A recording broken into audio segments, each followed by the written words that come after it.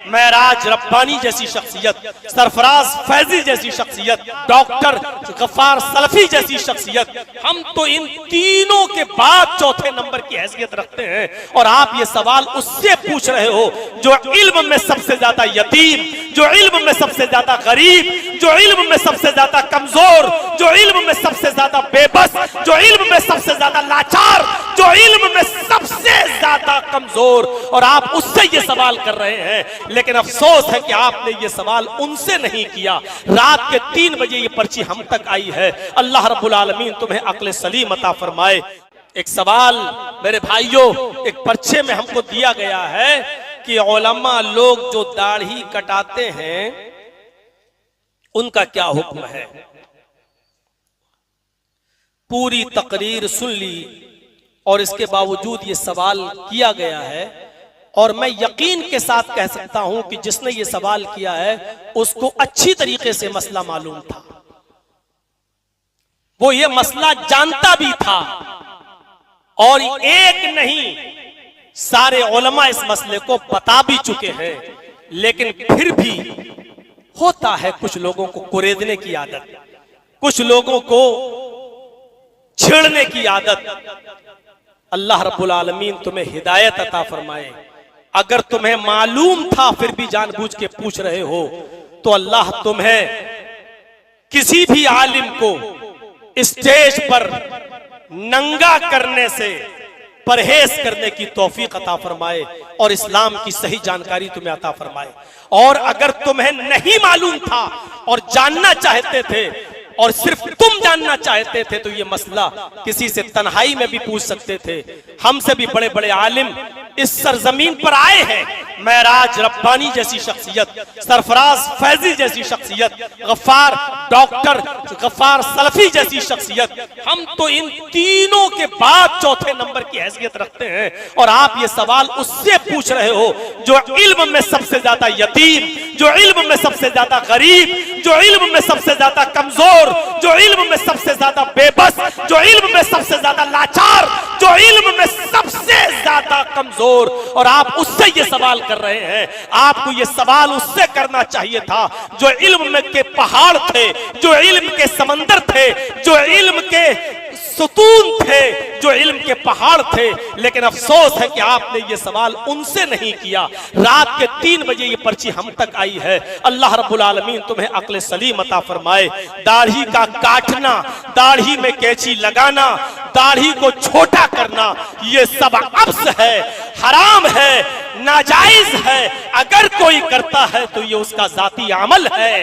मेरे भाइयों, दुआ कीजिए कि अल्लाह रब्बुल आलमीन हम सबको किताब और सुन्नत के मुताबिक दाढ़ी रखने की भी तौफीक अता फरमाए, पूरे इस्लाम पर चलने की तौफीक अता फरमाए। और इतना ही दीनदार और दीन के शौकीन हो तो अल्लाह रब्बुल आलमीन हमें ये जलसे भी दीन के मुताबिक करने की तौफीक अता फरमाए, जो रात के 3 बजे तक करना भी सही नहीं है, रात के 2 बजे तक करना भी जायज नहीं है, क्योंकि अब हम सो जाएंगे और फजर से गायब हो जाएंगे।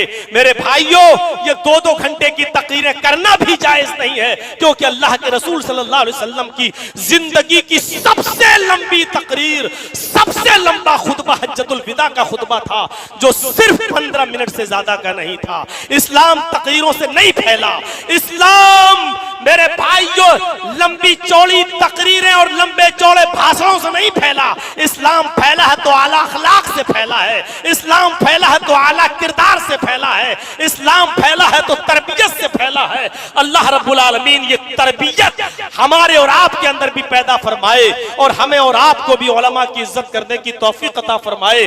मेरे भाइयों, अगर किसी के अंदर कोई बुराई देखो तो उसको तन्हाई में समझाने की कोशिश करो। अल्लाह रब्बुल आलमीन भरे मजमे में हमें किसी को भी नंगा करने से मेरे भाइयों बचने की तौफीक अता फरमाए, और किसी को नंगा करने से हम महफूज रहें और किसी की ऐब पोशी ना करें। अल्लाह रब्बुल आलमीन हमको ऐसा बना दे। इन्हीं चंद कलमात के बाद हम आपसे रुखसत होते हैं, ये इस दुआ के बाद कि आप और हम सबको इस दुनिया से जाना है, रुखसत होना है।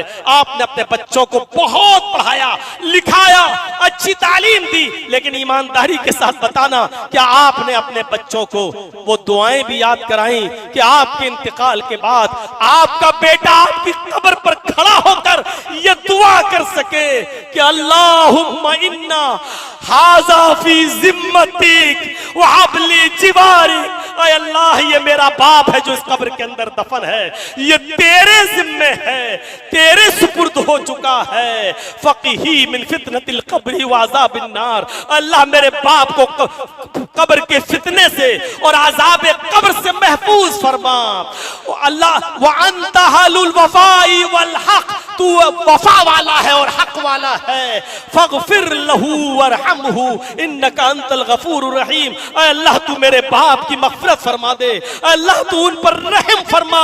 अल्लाह, तू तो बख्शने वाला है, तू रहम करने वाला है, बहुत ज्यादा बख्शने। आपने ये दुआ सिखलाई है, ये दुआएं तो सब कर लेते हैं। अल्लाह, मेरे बाप की मग़फ़िरत फरमा दे, अल्लाह मेरे बाप को बख्श दे। ये तो वो दुआ है जो आप अपने मुंह से कर रहे हैं, और हमने जो दुआ पढ़ी है वो दुआ है जो जनाब मोहम्मद रसूलुल्लाह ने सिखलाई है। हमारे नबी जब पेशाब और पायखाने करने तक का तरीका बतला रहे हो तो क्या ये दुआ नहीं बताएंगे कि अपने बाप की कब्र पर जाकर क्या दुआ पढ़ो? मस्जिद में जाते हो तो क्या दुआ पढ़ो अपने बाप के लिए?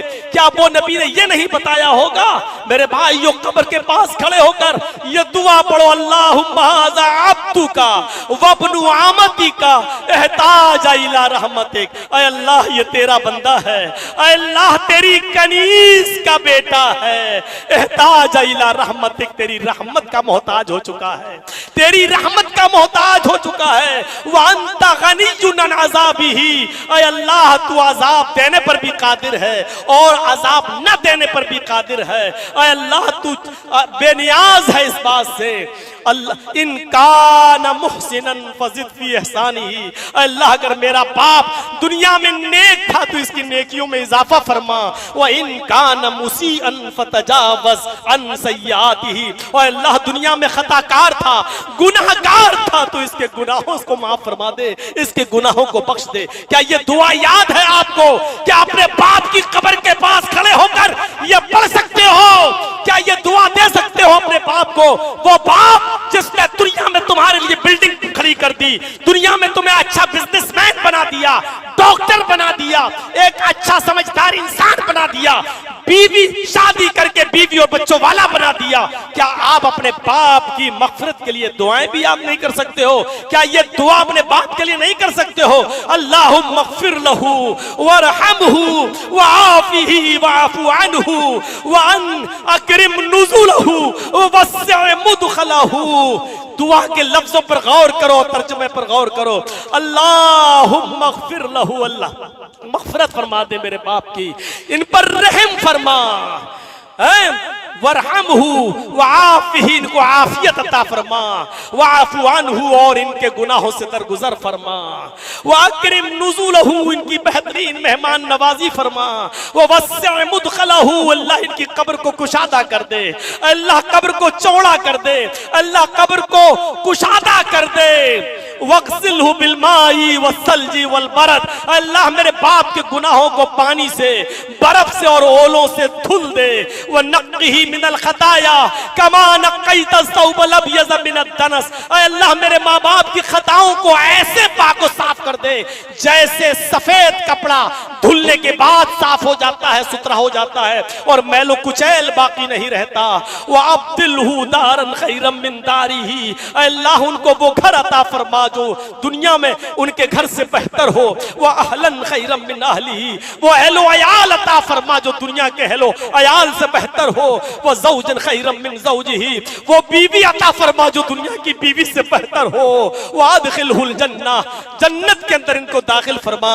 वह अइज़हु मिन अज़ाबिल क़ब्रि व अज़ाबिन नार, अल्लाह इनको कब्र के अजाब और जहन्नम के अजाब से बचा ले। क्या इतनी भी दुआ नहीं कर सकते हो अपने माँ बाप के लिए? क्या ये याद नहीं कर सकते हो? इतनी लंबी, इससे तो ज्यादा लंबी लंबी पोयमें हमारे स्कूलों में और कॉलेजों में हमारे बच्चों को याद करा दी जाती है इंग्लिश में। क्या हम अरबी में ये दुआएं भी याद नहीं कर सकते? सकते हैं। और अगर ये दुआ भी अपने माँ बाप के लिए न कर सको तो फिर लायक बेटे नहीं रहे हो, नालायक है वो बेटा जो अपने बाप के लिए इतनी दुआएं भी न कर सके, और ये दुआएं भी अपने माँ बाप की कब्र पर जाकर या कहीं भी रहकर अपने माँ बाप के लिए ये दुआ भी न कर सके, तो अपने माँ बाप के लिए वो और क्या करेगा। अल्लाह ताला हम सबको अपने माँ बाप का सालेह बेटा बना दे और उनके लिए दुआएं मग़फ़िरत करने वाला बना दे। और अल्लाह जो औलाद अपने वालिदैन की दुआएं मग़फ़िरत करे, अल्लाह तो उसको कबूल भी फरमा कर उसके वालिदैन की मग़फ़िरत भी फरमा दे। अल्लाह जब तक तो हमें जिंदा रख, इस्लाम पे जिंदा रखना, और जब हमारा खात्मा हो तो ईमान पर हमारा खात्मा फरमाना। वमा अलैना इल्लल बलागुल मुबीन व आखिरु दावाना अनिल हम्दुलिल्लाहि रब्बिल आलमीन। अस्सलामु अलैकुम व रहमतुल्लाहि व बरकातुहू।